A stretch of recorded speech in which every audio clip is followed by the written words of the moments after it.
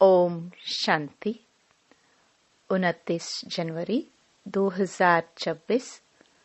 बाबा के महावाक्य। मीठे बच्चे, अपने स्वीट बाप को याद करो तो तुम सतो प्रधान देवता बन जाएंगे। सारा मदार याद की यात्रा पर है। प्रश्न। जैसे बाप की कशिश बच्चों को होती है, वैसे किन बच्चों की कशिश सबको होगी? उत्तर। जो फूल बने हैं। जैसे छोटे बच्चे फूल होते हैं, उन्हें विकारों का पता भी नहीं, तो वह सबको कशिश करते हैं ना। ऐसे तुम बच्चे भी जब फूल अर्थात पवित्र बन जाएंगे तो सबको कशिश होगी। तुम्हारे में विकारों का कोई भी कांटा नहीं होना चाहिए। ओम शांति। रूहानी बच्चे जानते हैं कि यह पुरुषोत्तम संगम युग है। अपना भविष्य का पुरुषोत्तम मुख देखते हो, पुरुषोत्तम चोला देखते हो, फील करते हो कि हम फिर नई दुनिया सतयुग में इनकी लक्ष्मी नारायण की वंशावली में जाएंगे, अर्थात सुख धाम में जाएंगे अथवा पुरुषोत्तम बनेंगे। बैठे बैठे यह विचार आते हैं। स्टूडेंट जो पढ़ते हैं तो जो दर्जा पढ़ते हैं वह जरूर बुद्धि में होगा ना, मैं बैरिस्टर या फलाना बनूंगा। वैसे तुम भी जब यहाँ बैठते हो तो यह जानते हो हम विष्णु डायनेस्टी में जाएंगे। विष्णु के 2 रूप हैं, लक्ष्मी नारायण, देवी देवता। तुम्हारी बुद्धि अभी अलौकिक है और कोई मनुष्य की बुद्धि में यह बातें रमण नहीं करती होंगी। तुम बच्चों की बुद्धि में यह सब बातें हैं। यह कोई कॉमन सत्संग नहीं है। यहाँ बैठे हो, समझते हो सत बाबा जिसको शिव कहा जाता है, उनके संग में बैठे हैं।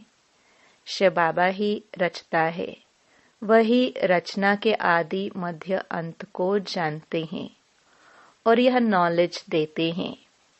जैसे कि कल की बात सुनाते हैं। यहाँ बैठे हो तो यह तो याद होगा ना कि हम आए हैं रेज्यूविनेट होने, अर्थात यह शरीर बदल देवता शरीर लेने। आत्मा कहती है हमारा यह तमो प्रधान पुराना शरीर है, इसे बदलकर ऐसा लक्ष्मी नारायण बनने का है। एम ऑब्जेक्ट कितनी श्रेष्ठ है। पढ़ाने वाला टीचर जरूर पढ़ने वाले स्टूडेंट से होशियार होगा ना। पढ़ाते हैं, अच्छे कर्म सिखलाते हैं तो जरूर ऊंच होगा ना। तुम जानते हो हमको सबसे ऊंच से ऊंच भगवान पढ़ाते हैं। भविष्य में हम सो देवता बनेंगे। हम जो पढ़ते हैं सो भविष्य नई दुनिया के लिए, और कोई को नई दुनिया का पता भी नहीं है। तुम्हारी बुद्धि में अब आता है यह लक्ष्मी नारायण नई दुनिया के मालिक थे, तो जरूर फिर रिपीट होगा। तो बाप समझाते हैं तुमको पढ़ाकर मनुष्य से देवता बनाता हूँ। देवताओं में भी जरूर नंबरवार होंगे। दैवी राजधानी होती है ना। तुम्हारा सारा दिन यही ख्यालात चलता होगा कि हम आत्मा है। हमारी आत्मा जो बहुत पतित थी, सो अब पावन बनने के लिए पावन बाप को याद करती है। याद का अर्थ भी समझना है। आत्मा याद करती है अपने स्वीट बाप को। बाप खुद कहते हैं बच्चे मुझे याद करने से तुम सतो प्रधान देवता बन जाएंगे। सारा मदार याद की यात्रा पर है। बाप जरूर पूछेंगे ना, बच्चे कितना समय याद करते हो? याद करने में ही माया की लड़ाई होती है। तुम खुद समझते हो यह यात्रा नहीं परंतु जैसे कि लड़ाई है।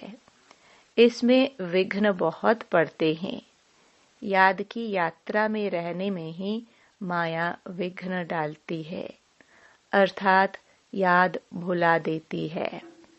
कहते भी हैं, बाबा हमको आपकी याद में रहने में माया के तूफान बहुत लगते हैं। नंबर 1 तूफान है देह अभिमान का, फिर है काम क्रोध लोभ मोह। आज काम का तूफान, कल क्रोध का तूफान, लोभ का तूफान आया। आज हमारी अवस्था अच्छी रही, कोई भी तूफान नहीं आया। याद की यात्रा में सारा दिन रहे, बड़ी खुशी थी। बाबा को बहुत याद किया। याद में प्रेम के आंसू बहते रहते हैं। बाप की याद में रहने से तुम मीठे बन जाएंगे। तुम बच्चे यह भी समझते हो कि हम माया से हार खाते खाते कहाँ तक आकर पहुंचे हैं। बच्चे हिसाब निकालते हैं, कल्प में कितने मास कितने दिन हैं। बुद्धि में आता है ना। अगर कोई कहे लाखों वर्ष आयु है तो फिर कोई हिसाब थोड़ी कर सके। बाप समझाते हैं, यह सृष्टि का चक्र फिरता रहता है। इस सारे चक्र में हम कितने जन्म लेते हैं, कैसे डायनास्टी में जाते हैं, यह तो जानते हो ना। यह बिल्कुल नई बातें, नई नॉलेज है नई दुनिया के लिए। नई दुनिया स्वर्ग को कहा जाता है। तुम कहेंगे हम अभी मनुष्य हैं, देवता बन रहे हैं, देवता पद है ऊंच। तुम बच्चे जानते हो हम सबसे न्यारी नॉलेज ले रहे हैं। हमको पढ़ाने वाला बिल्कुल न्यारा विचित्र है।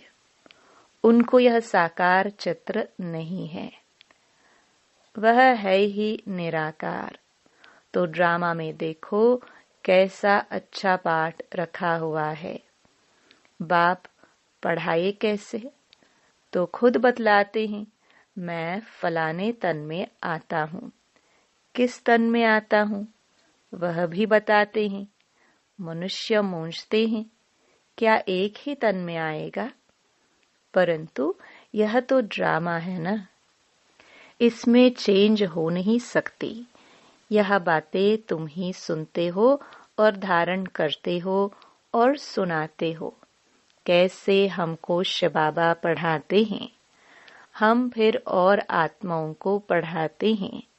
पढ़ती आत्मा है, आत्मा ही सीखती सिखलाती है। आत्मा मोस्ट वैल्यूएबल है। आत्मा अविनाशी अमर है। सिर्फ शरीर खत्म होता है। हम आत्माएं अपने परमपिता परमात्मा से नॉलेज ले रही हैं। रचयिता और रचना के आदि मध्य अंत 84 जन्मों की नॉलेज ले रहे हैं। नॉलेज कौन लेते हैं? आत्मा। आत्मा अविनाशी है। मोह भी रखना चाहिए अविनाशी चीज में, न कि विनाशी चीज में।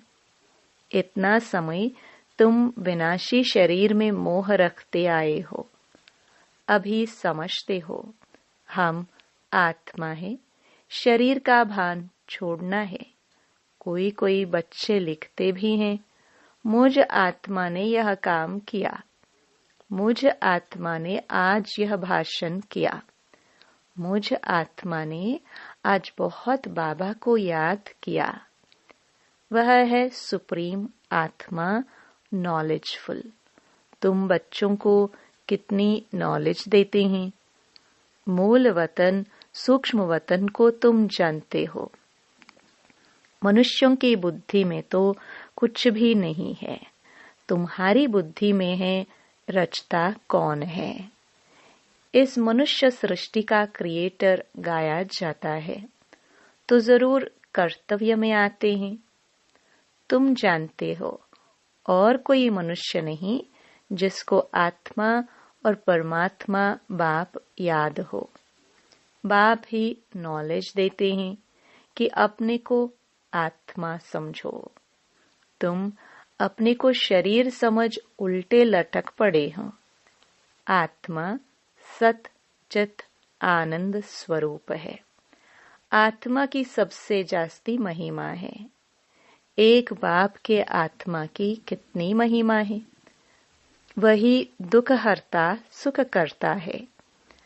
मच्छर आदि की तो महिमा नहीं करेंगे कि वह दुख हरता सुख करता है, ज्ञान का सागर है। नहीं, यह बाप की महिमा है। तुम भी हर एक खुद दुख हरता सुख करता हो, क्योंकि उस बाप के बच्चे हो ना, जो सबका दुख हरकर और सुख देते हैं। सो भी आधा कल्प के लिए। यह नॉलेज और कोई में है नहीं। नॉलेजफुल एक ही बाप है। हमारे में नो नॉलेज। एक बाप को ही नहीं जानते हैं तो बाकी फिर क्या नॉलेज होगी। अभी तुम फील करते हो। हम पहले नॉलेज लेते थे, कुछ भी नहीं जानते थे।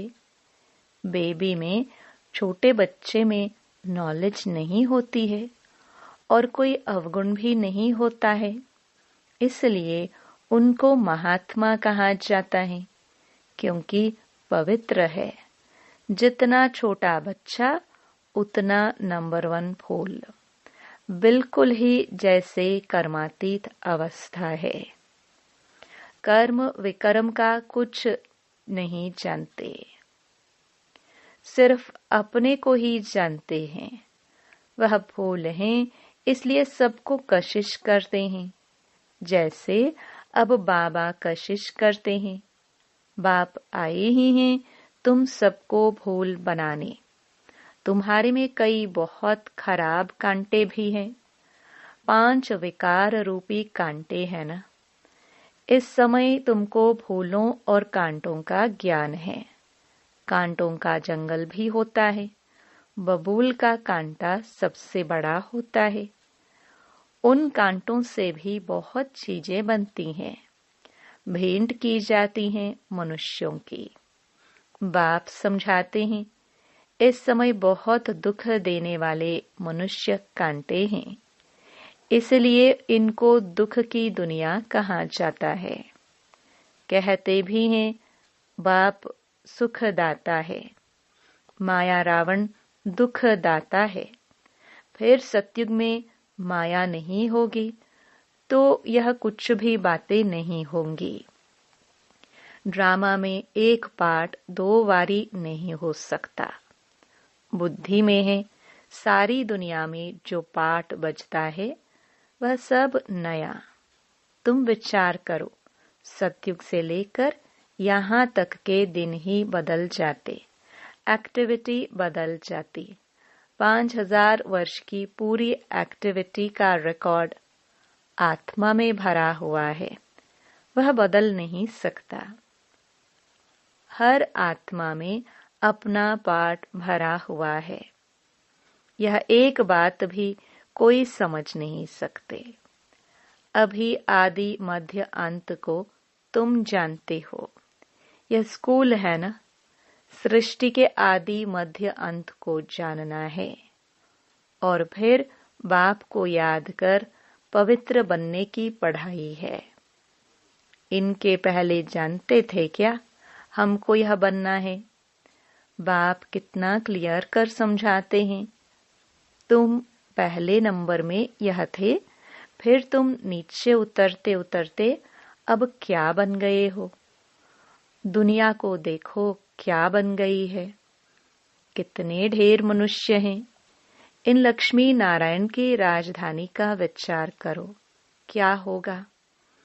यह जहां रहते होंगे कैसे हीरे जवाहरातों के महल होंगे। बुद्धि में आता है अभी हम स्वर्गवासी बन रहे हैं, वहां हम अपने मकान आदि बनाएंगे। ऐसे नहीं कि नीचे से द्वारिका निकल आएगी, जैसे शास्त्रों में दिखाया है। शास्त्र नाम ही चला आता है, और तो कोई नाम रख नहीं सकते। और किताब होते हैं पढ़ाई के, दूसरे नॉवेल्स होते हैं। बाकी इनको पुस्तक अथवा शास्त्र कहते हैं। वह है पढ़ाई के किताब। शास्त्र पढ़ने वालों को भक्त कहा जाता है। भक्ति और ज्ञान दो चीजें हैं। अब वैराग्य किसका, भक्ति का या ज्ञान का? जरूर कहेंगे भक्ति का। अब तुमको ज्ञान मिल रहा है, जिससे तुम इतना ऊंच बनते हो। अब बाप तुमको सुखदायी बनाते हैं। सुखधाम को ही स्वर्ग कहा जाता है।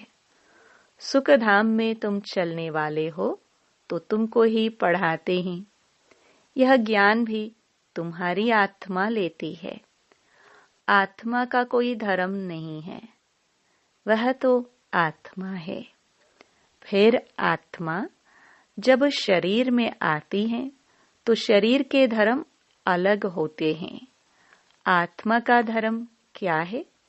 एक तो आत्मा बिंदु मिसल है और शांत स्वरूप है। शांति धाम मुक्ति धाम में रहती है। अब बाप समझाते हैं सब बच्चों का हक है। बहुत बच्चे हैं जो और धर्मों में कन्वर्ट हो गए हैं। वह फिर निकलकर अपने असली धर्म में आ जाएंगे। जो देवी देवता धर्म छोड़ दूसरे धर्म में गए हैं, वह सब पत्ते लौट कर आ जाएंगे अपनी जगह पर। इन सब बातों को और कोई समझ नहीं सकेंगे। पहले पहले तो बाप का परिचय देना है। इनमें ही सब मूंझ पड़े हैं। तुम बच्चे जानते हो अभी हमको कौन पढ़ाते हैं? बाप पढ़ाते हैं। श्री कृष्ण तो देहधारी हैं। इनको ब्रह्मा को दादा कहेंगे। सब भाई भाई है ना। फिर है मर्तबे के ऊपर। यह भाई का शरीर है, यह बहन का शरीर है। यह भी अब तुम जानते हो। आत्मा तो एक छोटा सा सितारा है। इतनी सब नॉलेज छोटे सितारे में है। सितारा शरीर के सिवाय बात भी नहीं कर सकता। सितारे को पाठ बजाने के लिए अंग भी चाहिए। सितारों की दुनिया ही अलग है। फिर यहाँ आकर आत्मा शरीर धारण करती है। वह है आत्माओं का घर। आत्मा छोटी बिंदी है, शरीर बड़ी चीज है, तो उनको कितना याद करते हैं। अभी तुमको याद करना है एक परमपिता परमात्मा को। यही सत्य है। जबकि आत्माओं और परमात्मा का मेला होता है। गायन भी है, आत्माएं परमात्मा अलग रहे बहुकाल। हम बाबा से अलग हुए हैं ना। याद आता है कितना समय अलग हुए हैं। बाप जो कल्प कल्प सुनाते आए हैं वही आकर सुनाते हैं। इसमें जरा भी फर्क नहीं हो सकता। सेकंड बाय सेकंड जो एक्ट चलती है वह नई। एक सेकंड पास होता है, मिनट पास होता है। उनको जैसे छोड़ते जाते हैं पास होता जाता है, ताकि कहेंगे इतने वर्ष, इतने दिन, मिनट, इतने सेकंड पास कर आए हैं। पूरा 5000 वर्ष होगा, फिर एक नंबर से शुरू होगा। एक्यूरेट हिसाब है ना। मिनट सेकंड सब नोट करते हैं। अभी तुमसे कोई पूछे, इसने कब जन्म लिया था, तुम गिनती कर बताते हो। श्री कृष्ण ने पहले नंबर में जन्म लिया है। शिव का तो मिनट सेकंड कुछ भी नहीं निकाल सकते हो। श्री कृष्ण की तिथि तारीख पूरा लिखा हुआ है। मनुष्यों की घड़ी में फर्क पड़ सकता है मिनट सेकंड का। शिव बाबा के अवतरण में तो बिल्कुल फर्क नहीं पड़ सकता। पता भी नहीं पड़ता है कि कब आया। ऐसे भी नहीं साक्षात्कार हुआ तब आया, नहीं, अंदाज से कह देते हैं। बाकी ऐसे नहीं उस समय प्रवेश हुआ, साक्षात्कार हुआ कि हम फलाना बनेंगे। अच्छा, मीठे मीठे सिखिलदे बच्चों प्रति माता पिता बाप दादा का याद प्यार और गुड मॉर्निंग। रूहानी बाप की रूहानी बच्चों को नमस्ते। धारणा के लिए मुख्य सार। पहला, सुख धाम में चलने के लिए सुखदायी बनना है। सबके दुख हरकर सुख देना है। कभी भी दुखदायी कांटा नहीं बनना है। दूसरा, इस विनाशी शरीर में आत्मा ही मोस्ट वैल्यूबल है।